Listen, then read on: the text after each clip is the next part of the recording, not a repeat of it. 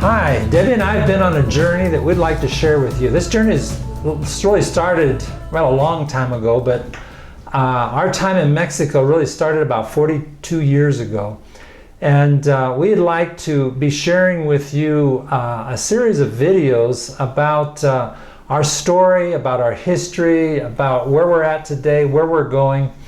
And so over the next few months, we'll be putting some videos up to tell about what we're doing and who we are and so on. You know, one of the greatest things about this journey that we have been on is that we've been part of a team.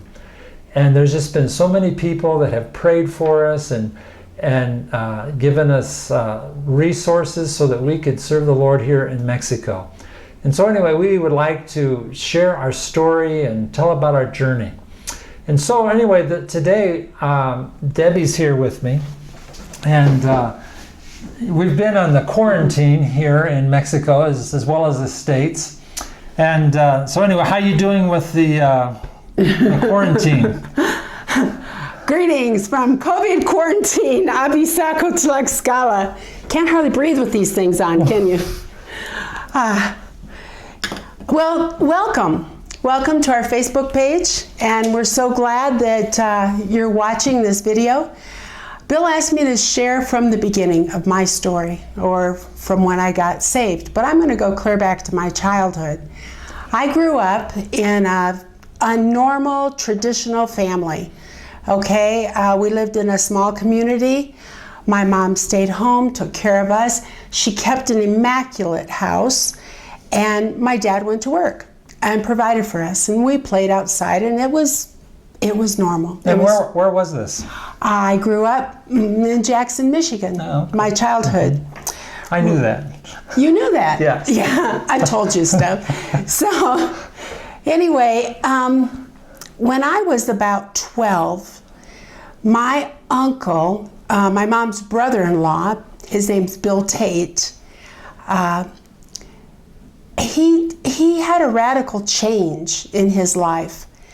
And he started talking about the Bible and about Jesus, and he started going to church. My family wasn't Christian, and so this was all new and a little perplexing, strange. And as a 12-year-old, in me, it created quite a lot of curiosity. And so when I was 14, I asked them for a Bible for Christmas.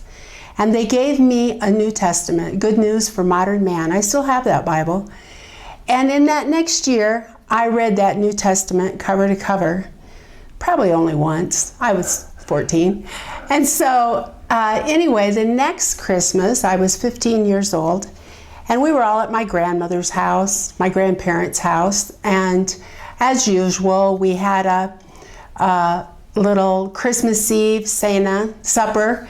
And we went to the candlelight service at the Methodist Church, which was our tradition, even though we weren't Christians. And then Was that the only time of the only service you went to during the year? Yeah. Well, often Easter also. Christmas Eve candlelight service and Easter Sunday. Okay. That was about it. And my parents had strong values, strong biblical values. But they didn't profess Jesus. So anyway, when I was 15, that Christmas Eve, after all myself and all my younger cousins, we'd opened up our presents, and my uncle disappeared. I didn't really go off looking for him. I don't know why I went upstairs.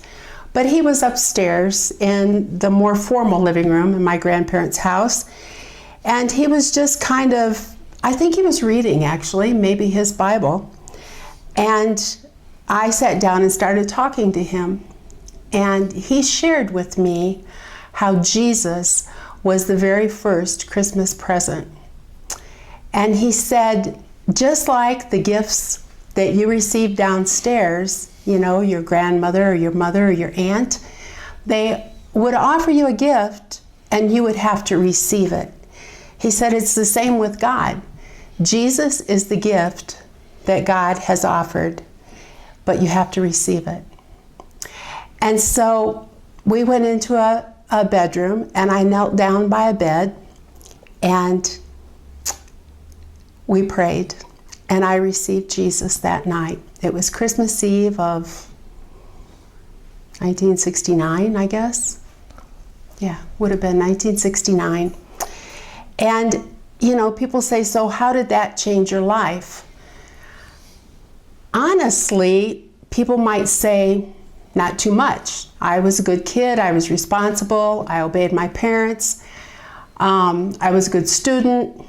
And so in those ways, it didn't change my life too much. But it did give me a purpose and a meaning to life. And now I knew, you know, the classic question, why are we here? And I understood that we were here to worship God and to serve Him and to share His love with others. Well, a couple years go by, and we move across the state, and we're living in South Bend, Indiana, and I'm going to public high school, and there I meet a young man whose name is Bill Roop. And we started dating junior year, but then I had to say, no, I can't do this, because he wasn't a Christian. And I explained that to him, but he'd been in church all of his whole life, but he had never accepted Jesus. And so anyway, we broke up, and it was kind of a sad thing. We only went out a few times. It's not really like we broke up, but it was still. And in the course of the next year, Bill gets saved. And we get back together senior year. And, well, anyway, to make a long story short, we have been sweethearts since our senior year in high school. We made a decision to join our lives with the purpose of serving God together, whatever that might mean, wherever it might lead. And so we were married on July 20th, 1974. Okay, what a wonderful story. Well, the next time, I think I'll share my testimony. Would that be okay? Yeah, that'd be great. Okay, so anyway, we'll see you next time. Thanks again for listening.